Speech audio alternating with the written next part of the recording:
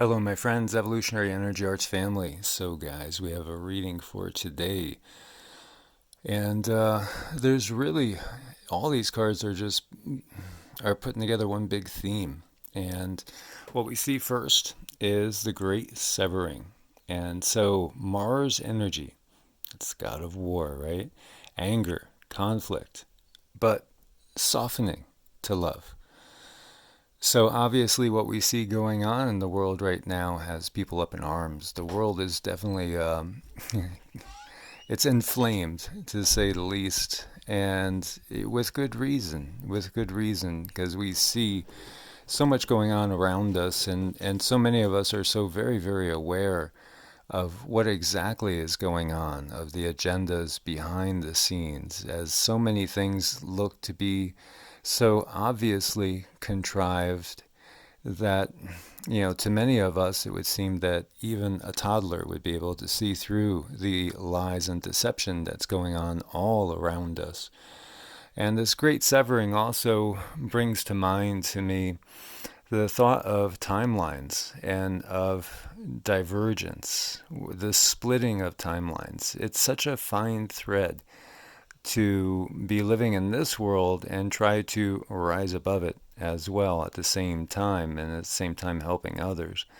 As the energies of the world are so grabbing onto us and in many cases dragging people down. Also, though, there are lights shining through, and I just watched a video that somebody sent me, and it was really, really cute. And it was all about how hindsight is 2020, and how the world situation. It's like telling a fairy tale to a little boy going to sleep, and he's asking his dad to tell him that story one more time. About how hindsight's 2020. And it's all about how the world goes through the situation it's in right now, and then it changes because people recognize just how badly we've been destroying the planet and how out of balance and corrupt the system is. So in this quote unquote fairy tale, we never go back to that way. That's kind of a turning point for humanity to start to come together again. And let us, put that intention out there, as our words have power, as we're going to see as we go through these cards. So it's time to, cross the threshold. It's time for us to make decisions in how we're going to do things. And many of us have to make the decisions on, as far as the YouTubers, what are we going to cover? What are we going to talk about? And because there's so many people talking about all the death, disaster, and destruction. And as some of these cards are going to kind of show you, like if we look at the hummingbird next, that's about finding joy in our situation, but also it's kind of a warning to not be pulled down by negative forces, to not be pulled down by the thought that we can't. For we have to know that we can. We can make a better planet. We can make a better system. We can rise above all the things that are going on right now in this technocracy that we find ourselves in which the destruction of the planet is pretty obvious and pretty evident. And how long can this really go on? Probably not too much longer, as we are witnessing, this great extinction event happening, with so many species dying out and so many mass die-offs every single day. Again, it's time for us to cross the threshold and decide where we stand. And we see a peace offering, and that's White Buffalo Calf Woman. So we are to cultivate the peace in our heart and to reach out to each other in order to create a new peace, because the dark forces of this world are intent on death, destruction, and war, conquest, devastation, creating loosh, creating, adrenochrome, for instance. We understand the dark forces that are there, and they are real. And yet, we have to recognize that they're there, but we can't allow ourselves to be pulled down by their energies. And that is something that's very, tricky to do in many ways. How do you call attention to all the things that are wrong with the world? And in order to wake people up, to pull people out of, the darkness, to give rise to understanding on how we have been manipulated, without allowing that, those dark energies to pull us down, to cause us to despair, to cause us to feel perhaps that we, cannot rise above this, and that we're just stuck in this system, because we see that so many people are depressed right now and are sad. And this is part of the times that we're in, obviously, with the economic situation, as well as the isolation that we find ourselves in. The next card we see is Nurture, and you have baby Ganesh being nurtured by Parvati. And nurture is what we have to do right now to ourselves and to each other. We have to nurture and cultivate. And, it's a very tough situation. I was just talking to a friend whose wife is a nurse, and just confirming a lot of the rumors that we have been hearing about how every cause of death is getting labeled the same thing, if you guys know what I mean. And, it's obvious what's going on, and all these things can drag us down. And again, we have to cultivate still the inner child, and especially in these times, because if we don't laugh and sing and play, how are we going to stay sane in this world that we find ourselves in? It's through binding ourselves to each other, finding a way to create our own ways of doing things, getting out of the system.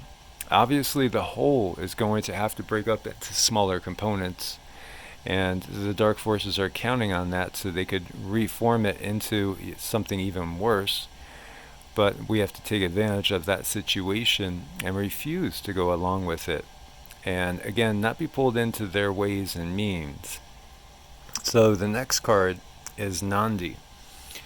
And so Nandi is the carrier of Shiva.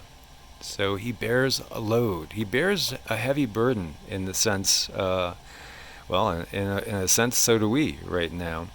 And this is all about the ability to carry out our duty. So many of us are starseeds. So many of us are here just for this purpose. We're here to help others to rise up. Also, the ability for ever-increasing service to others. In serving others, we ultimately will serve ourselves as well, and serve the whole world while we're doing it. And it's the knowledge and understanding of our duty. And how do you know what your duty is unless you truly go within and discover who you really are in the first place? And we see Shamuel, Archangel Shamuel, who's helping us with our soulmate relationship. And it doesn't have to be even just a romantic one. As we are finding other soulmates, quote unquote, other soul family, other people of our same tribe, other starseeds that are here for this mission as well. And it's pretty amazing when you find people that you resonate with so strongly, more strongly than flesh and blood many times. Archangel Gabriel is encouraging us as well.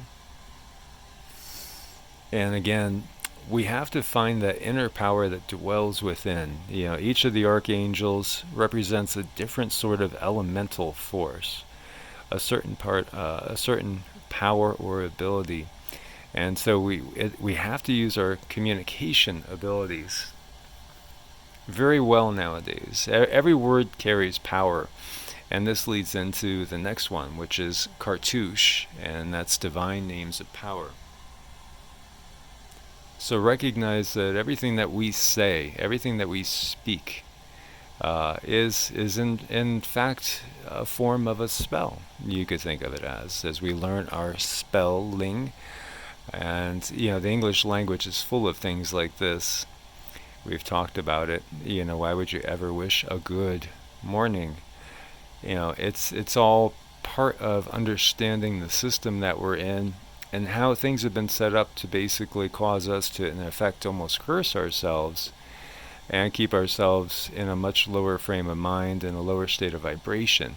So again, we must use our abilities and our power and our intention to rise above. And as I've shared with you guys, Cindy and I do a lot of mantras, and mantras have the ability to just change your mood in just moments. And that's because they're tapping into an energy stream that is there by all the people that ever did those mantras. So if they're doing a mantra in a lovingly way, sending out loving emotions, healing emotions, and you start doing that mantra, it's as if you're plugging an extension cord into that power outlet and drawing those energies into yourself. As everything around us is energy, and energy can't be created or destroyed. As we have said, it only changes form. But this is a secret that you could tap into, and you could change your outlook. You could actually rewrite your DNA with mantras. And the last one we see is, again, all about reclaiming our power. It's Archangel Metatron and clear quartz. And clear quartz is an amplifier. And Metatron is supposedly the most powerful archangel there is, and at one time was a human and was transformed. So we see the power that lies within us. Source is in every single one of us. And so we have to tap into that power, realize that power, and utilize that power to manifest the best in us and the best in the world that is to come, because there is a new world that is to come. And so while fundamentalists may cringe if we say there's going to be a new age, even though that is written like that in the Bible, as well as in many other traditions, and it would be a good thing to escape a dark age and go to a new golden age. It's again the programming that holds so many people back.